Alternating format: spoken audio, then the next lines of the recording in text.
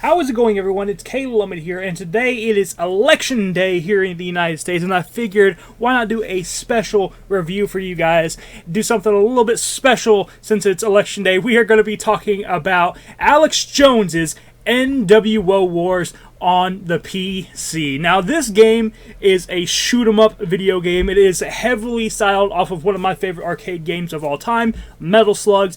It is amazing. I love this game. It is actually really, really good. And it's not going to be for everyone, obviously, considering the topic at hand. But it is a fantastic game. And if you like shoot-'em-up games, you're probably going to enjoy this one. This, like I said, it's styled after Metal Slug. It is a side-scrolling shooter game where you're going around. You start off with like a pistol. You're shooting all sorts of... Oh, man. How do I describe this? If you like Alex Jones one-liners, you're probably going to like this game. He does a lot of the voice acting in this game, and he does a pretty good job with the jokes in this game. This is a really, really funny video game, and I think a lot of people are going to enjoy all the comedy in it. So in this game, you play as Alex Jones, and you are basically going on a few different missions, a handful of missions, to do different things. The first mission starts off with you trying to rescue a bunch of beagles. The whole point of the mission is you going and fighting a couple of bosses who are very inspired by very rich people in real life, and some people that are not popular with Alex Jones. And you are basically going through this lab and you are trying to rescue all the beagles. You can probably fill in all the blanks if you know the story about the beagles and the labs and everything. You can probably fill in all the blanks there, but that's the goal of the first mission. The second mission, you actually are going to San Francisco and you are fighting a bunch of homeless zombies that are running around, and they're throwing poop at you and stuff like that, or they're like throwing up. It's really weird. Lots of weird stuff going on there.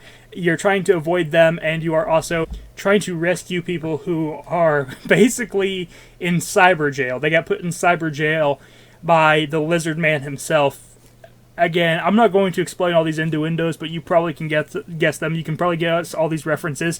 If you know Alex Jones, or if you know a lot of the right-wing talking points and stuff like that, you'll probably understand a lot of the jokes and references here. The next mission, you actually go to Epstein Island. And you're going there to rescue the babies. You're going there to rescue the babies from the Wicked Witch of the West Wing, who's trying to turn them into a stew. And you are also trying to save them from the Wicked Witch of the West Wing's husband, who is, in the game, he decided to stay on Epstein's Island, and it's up to you to go and stop him. And the next mission after that, after you defeat the Wicked Witch of the West Wing and you just save all the babies from Epstein Island, the next mission after that is Canada. You actually go to Canada, and you are trying to stop Castro Jr., and you are trying to basically unfreeze all of the people's money that he is freezing because of, wrong things. So you're going and you're saving all these people, and you're saving their money, and yeah. And then the last mission, you go to the NWO headquarters, and you fight. There's a few different boss fights in that one, but you are fighting the actual New World Order itself. You are fighting the globalists. You are fighting the elites. You are taking them on, and you are trying to save the world. And that is what you're doing in the last mission. And the overarching story of this is gay frogs. There's gay frogs in every level, and they're also part of the enemies that you're trying to stop, because the globalists are turning all the frogs gay. So that is another thing that you are trying to do. And along the way, through each of these fun missions, you are running around with a handgun. You can pick up these little symbols. There will be like one that's an M. If you pick it up, it will give you a minigun. You can pick up Alex Jones's testosterone medicine. I don't know what type of medicine it is. It's basically, I've always heard them just called penis pills. But you can basically pick those up, and they'll give you a life back if you pick them up. You can also find a flamethrower in the later levels and stuff like that. Probably one of the few things that I think that this game could have done better is have more gun choices. I would have liked to see like shotguns in this game and stuff like that. I would have liked to see just a basic rifle instead of having a minigun. I think that would have been cool too. Seeing Alex Jones running around with an AK-47 or something like that. I think that would have been cool. Maybe if there's a sequel to this game, they could do that. This game definitely deserves a sequel, and a lot of people are asking for one because this game is really fun. It's not very long, but it is a really fun game. But you're going around all these levels, you're fighting all sorts of weird enemies, and you're trying to save the day. And you are meeting also other people in Alex Jones's life along the way, other people, I guess, that he respects. So you're meeting, at one point you meet Joe Rogan, but he's like turned into a centaur for some reason. And you get to ride on the back of Joe Rogan as a centaur, and he's just punching all the enemies in his way. Donald Trump flies down as Superman, and he's using, his powers to destroy the enemies around you.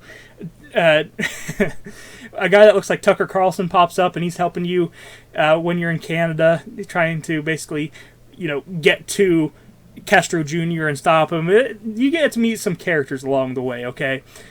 I like this game, okay? It's a lot of fun. If you like the references, the political references, you're going to enjoy this game.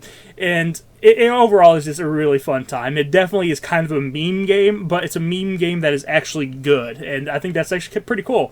If you like Metal Slug, you're definitely going to enjoy this game. Now, I was saying that this game is short, and it's not very hard either. In fact, this game, I would say, is very, very easy. I don't think I ever get to the point where I had less than 5 lives at a time. You start every level with 9 lives, and I don't think I ever went below 5. Maybe there was a point in there towards the middle that I did, but for the most part, it gives you plenty of lives, and you're not going to be losing them very often. It takes the enemies, quite a bit of time to actually hit you. Usually they're just kind of running around all stupid looking, and you're able to knock them down easily. However, it is, even though it's easy, it's still very fun, it's still very chaotic, and it doesn't need to be very difficult for what it is. It's just a silly meme game. It's a good game that I would say, like, if you're downloading a bigger game in the background, pull this one up and play this while you're waiting for the other games to download and stuff like that. It's a good time waster, and I actually do enjoy this game for what it is. Now, the regular price on this game is $17.76. Which I don't know if that's a fair price or not. It's probably debatable. I like the meme. I like the meme of it. But I don't know if $17.76 is necessarily the greatest price for, how many levels you get here, because you only really get 5 levels, and you can beat the game in around... The first time I played through it, I beat it in 45 minutes. The second time I played through it, I beat it in 30 minutes. So, $17.76, it's a bit pricey for that, I think. But, that being said... at least it has some replay value, and you can keep trying to speed run it over and over again since it is a shorter game and things like that.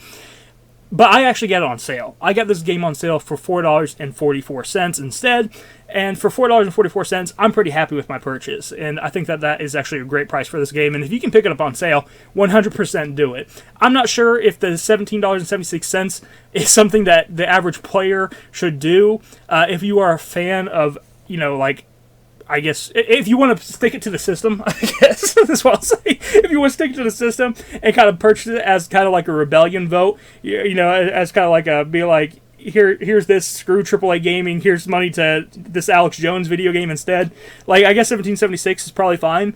But if you're looking for an actual good game and something that has a lot of replay value, maybe try to pick it up on sale. However, I fully understand why people would want to pay the full price for it, just to kind of throw a middle finger up to the AAA gaming, right? Especially because this game is the complete opposite of all modern games, where all modern games are safe, boring, super left-leaning. This game is the opposite. This game takes risks. It's funny. It's right-leaning. It's funny. It's funny because it does something that is basically counterculture at this point. So, overall, it's a fun game. If you can pick it up for either price, I think that you're probably going to enjoy it, honestly. It just kind of depends what type of gamer you are. If you're more of just someone who wants to stick it to the system, or if you're someone that's just looking for a fun game. So, thank you so much for watching. I hope that you enjoyed this video. If you did, hit the like button, subscribe button down below, and I will talk to you in the next one. You have a wonderful day. Bye-bye.